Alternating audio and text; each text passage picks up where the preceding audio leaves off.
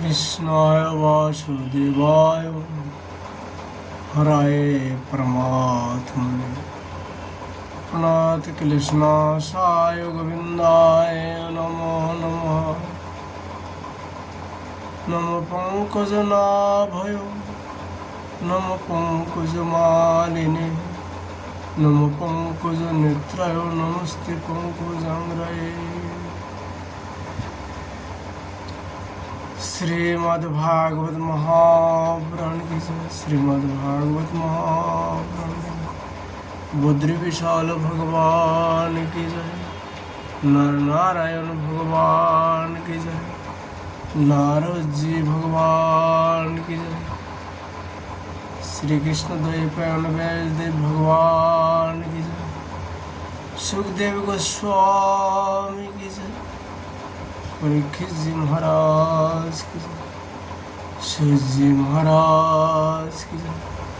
शौनक आदि ऋषियों की जय। श्रोताबिंद की जय। भक्तोबिंद की जय। श्रीमद्भागवत महापुराण की जय।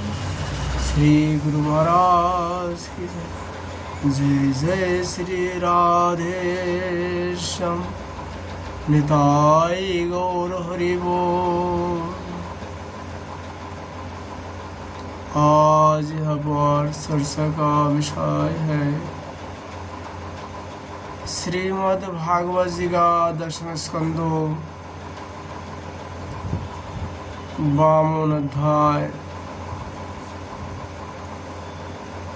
द्वारका गमन, श्री बलराम जी का विवाह तथा श्री कृष्ण के पास रुक्मिणी जी का संदेश लेकर ब्राह्मण को आना।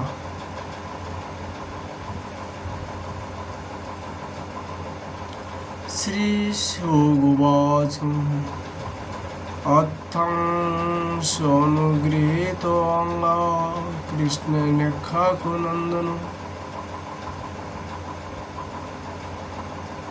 तम परिक्रमं सन्नम चक्राम गृहमुखा। श्री सुखदेव गोस्वामी जी राजा परीक्षित से कहे, प्यारे परीक्षित, भगवान श्री कृष्ण ने इस प्रकार इक्ष्वाकुनंदन राजा मुचुकुंद पर अनुग्रह किया। अब उन्होंने भगवान की परिक्रमा की, उन्हें नमस्कार किया और गुफा से बाहर निकाले।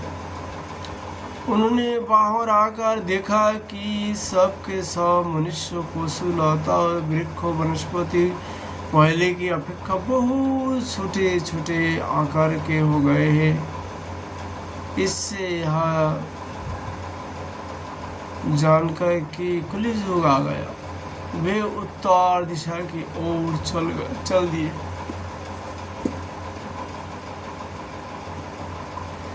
महाराज मुचुकुंद तपस्या, श्रद्धा, धैर्य तथा अनासक्ति से युक्त एवं संशय संदेह से मुक्त थे। वे अपना चित्त भगवान श्री कृष्ण में लगाकर गंधमादन पर्वत पर जा पहुंचे। भगवान नारायण के नित्य निवास स्थान बद्रिका आश्रम में जाकर बड़ी शांत भाव से गौरमी हृदय आदि द्वंद्व सत हुए वे तपस्या के द्वारा भगवान की आराधना करने लगे। इधर भगवान श्री कृष्ण मथुरापुरी में लौट आए। आपताई कल जबन की सेना ने उसे घेर रखा था। अब उन्होंने मत्स्यों की सेना का संहार किया और उसका सारा धान छीनकर द्वारका को ले चले। जिस समय भगवान श्री कृष्ण के आज्ञा अनुसार मनुष्य और बिल पर वह धान ले जाया जाने लगा, उसी समय मगधराज जरासंध फिर 18वीं बार 23 अक्षयणी सेना लेकर आ धमका।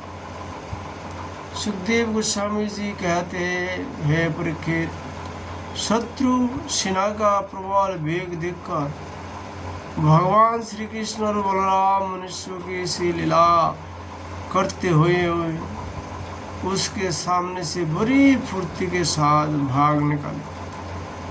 उनके मन में तनिक भी भय न था, फिर भी मानो अत्यंत भयभीत हो गए हो। इस प्रकार का नाट करते हुए वह सबका सावधान वही ईश्वर का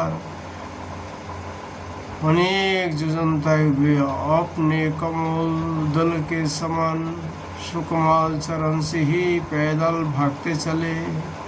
बोलो रणछर भगवान की जय।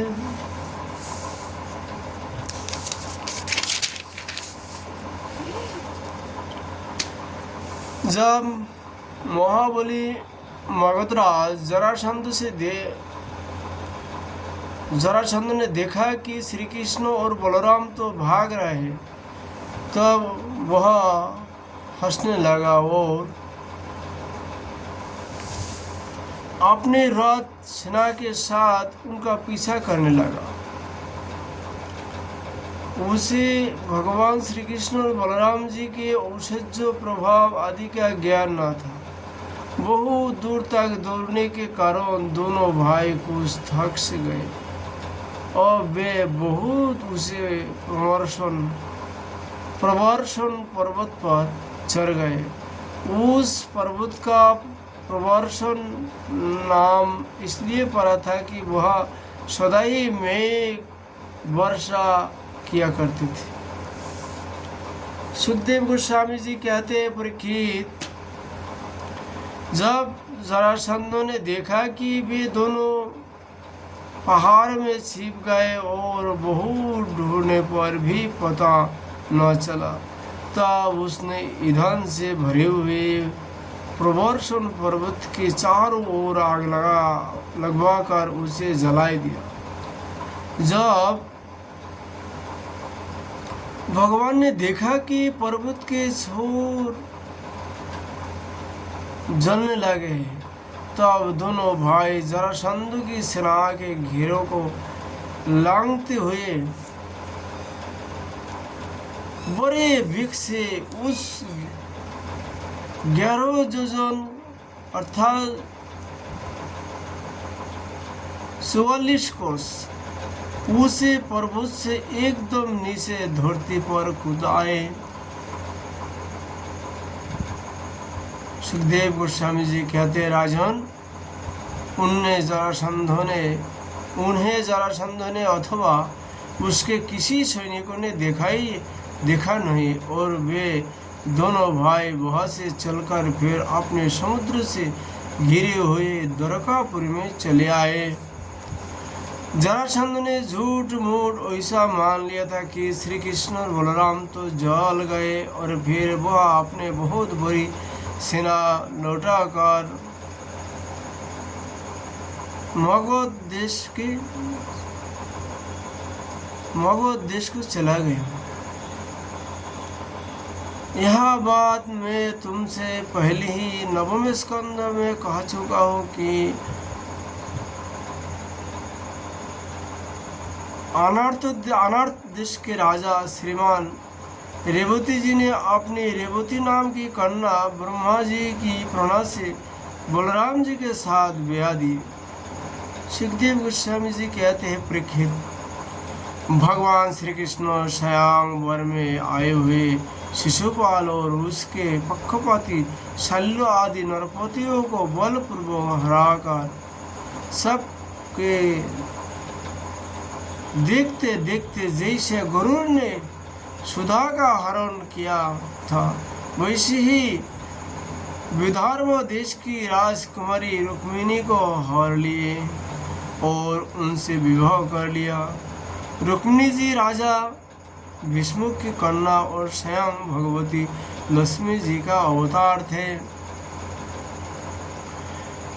राजा परीक्षित ने पूछा, भगवान भीष्मो कुशुतं रुक्मिणीं रुचिरा नूनम राक्षसेन विधानेन उपयम इति श्रुतम्।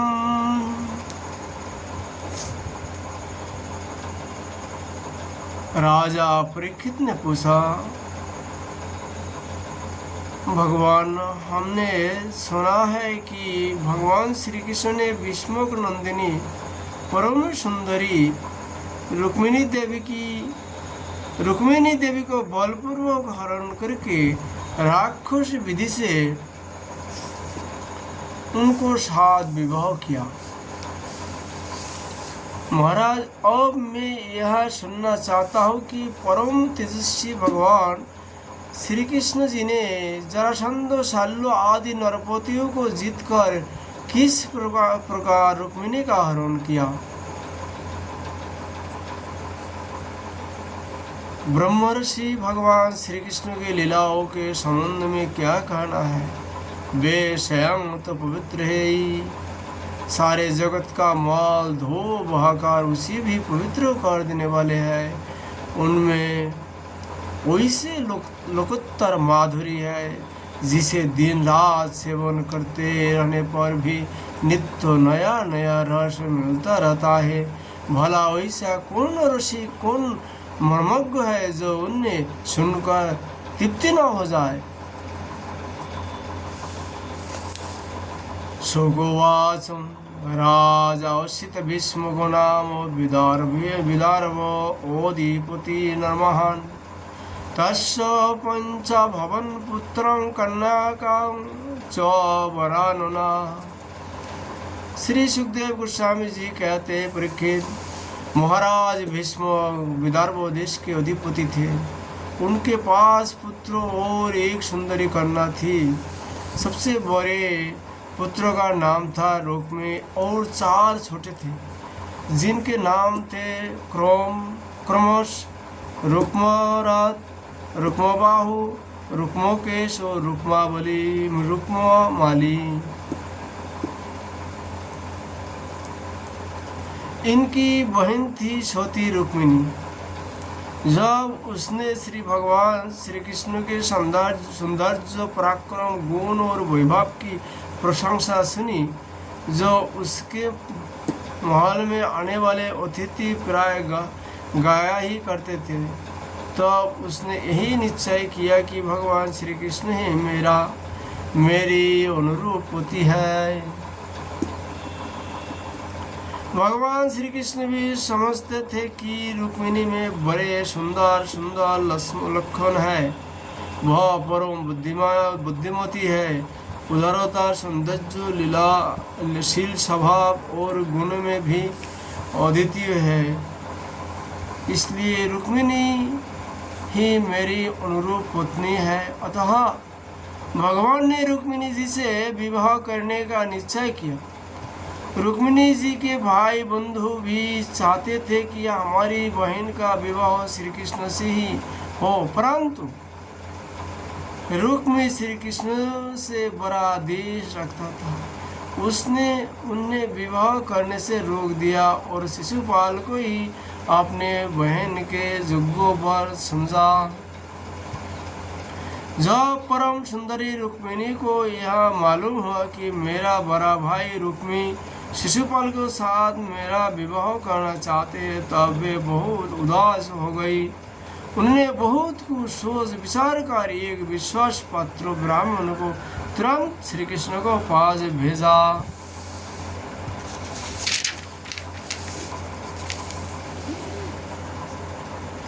जब वे ब्राह्मण देवता द्वारकापुर में पहुंचे, तब द्वारपाल उन्हें राज महल के भीतर ले गए।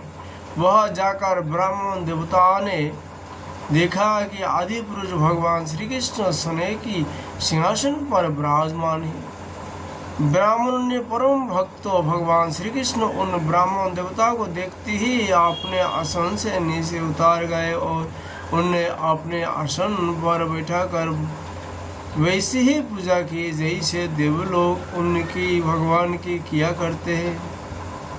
आदर सत्कार कुशल प्रश्नों के अंतर्गत जब ब्राह्मण देवता खा पी चुके, आराम विश्राम कर चुके, तब संतों के परम आश्रय भगवान श्री कृष्ण उनके पास गए और अपने कोमल हाथ से उनके पैर सहलाते हुए बड़े शांत भाव से पूछने लगे,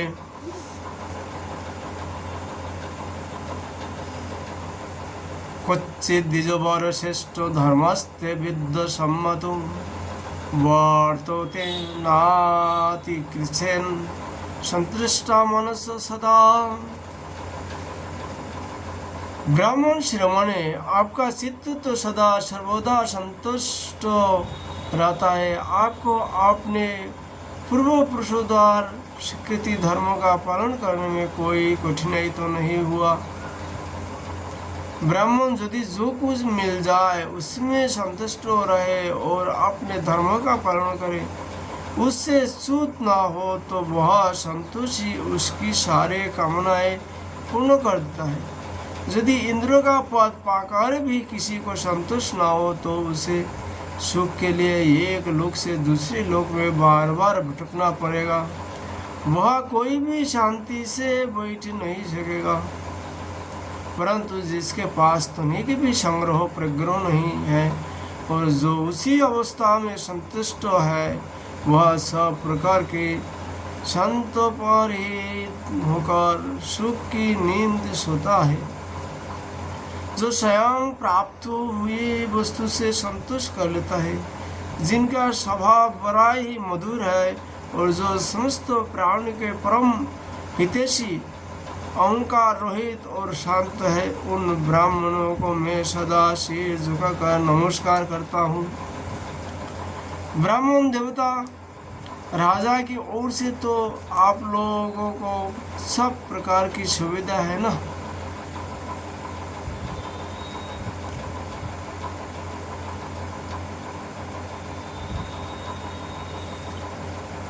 जिनकी राज्य में प्रजा का अच्छी तरह पालन होता है और वह आनंद से रहित है, वह राजा मुझे बहुत ही प्रिय है। ब्राह्मण देवता, आप कहाँ से, किस हेतु से और किस अभिलाषा से इतना कठिन मार्ग तय करके यह पधारे हैं? यदि कोई बात विशेष गोपनीय ना हो तो हमसे कहिए, हम आपकी क्या सेवा करें। सुखदेव गोस्वामी जी कहते हैं, परीक्षित, लीला से ही मनुष्य रूप धारण करने वाले भगवान श्री कृष्ण ने जब इस प्रकार ब्राह्मण देवता से पूछा तब उन्होंने सारी बात कहा सुनाई। इसके बाद वे भगवान से रुक्मिणी जी का संदेश कहने लगा।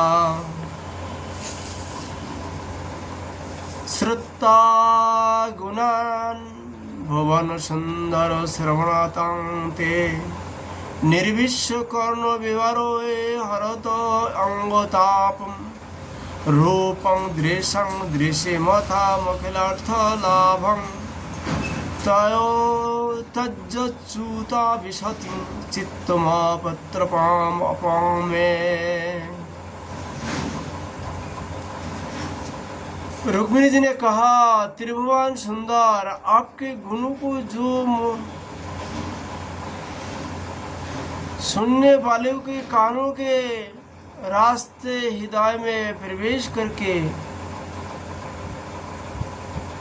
एक एक अंगों के ताप जन्म जन्म की जलन बुझाए देते हैं, तथा अपने रूप सौंदर्य को जो नेत्र वाले जीवों के नेत्रों के लिए धर्म अर्थ काम मुख्य चारों पुरुषार्थ के फल एवं सार्थ परमार्थ सब कुछ है, श्रवण करके प्यारे अच्युत मेरा चित्त लज्जा शर्म सब कुछ छोड़कर आप में ही प्रवेश कर रहा है।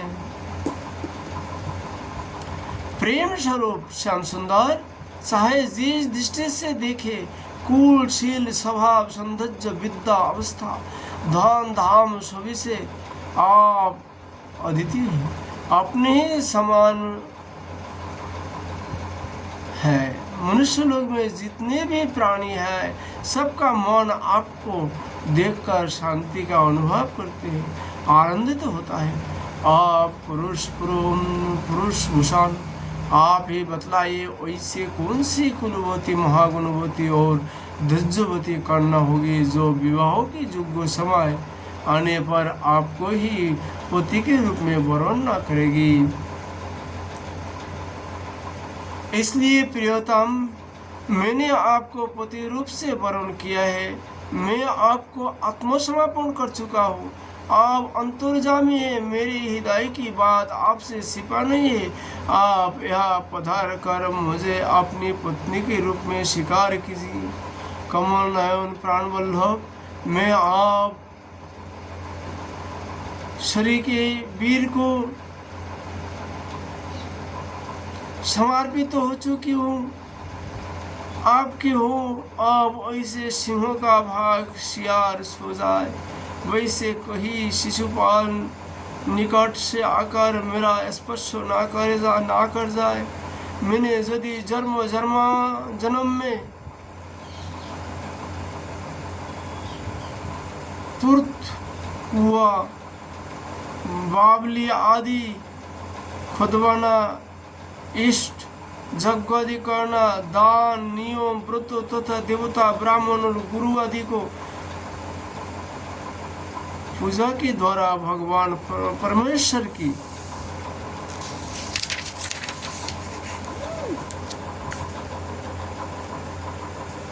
आराधना की हो और वे मुझ पर प्रसन्न हो तो भगवान श्री कृष्ण आकर मेरा पानी ग्रहण करें।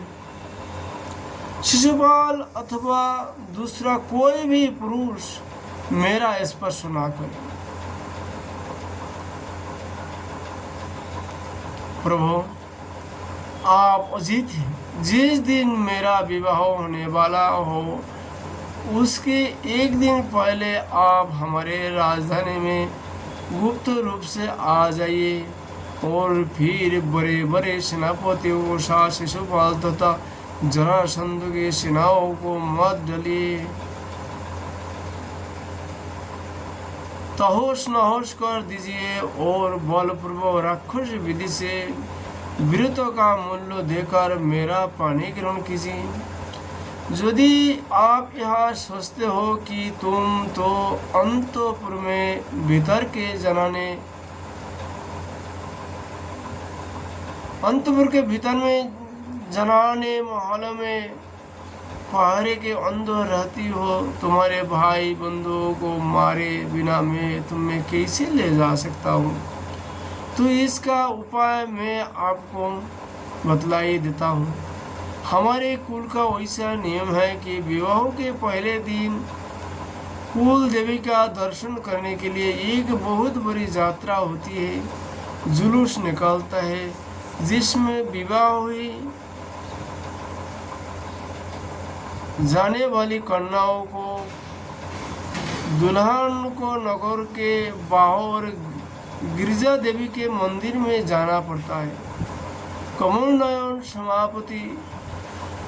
नयन उमापति भगवान शंकर के समान बड़े बड़े महापुरुष भी आत्मशुद्धि के लिए आपके चरण कमल के धूल से स्नान करना चाहते हैं।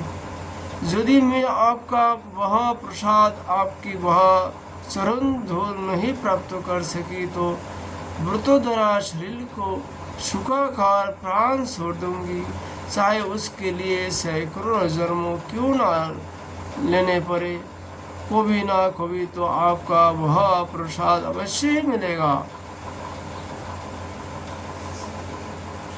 ब्राह्मणोवाचम् इत्ताते गुज्जछन्दसं यदुदेवो मया हिता विमृश कर्तुं यच्छत्र कियतं तदा तदनन्तरम्।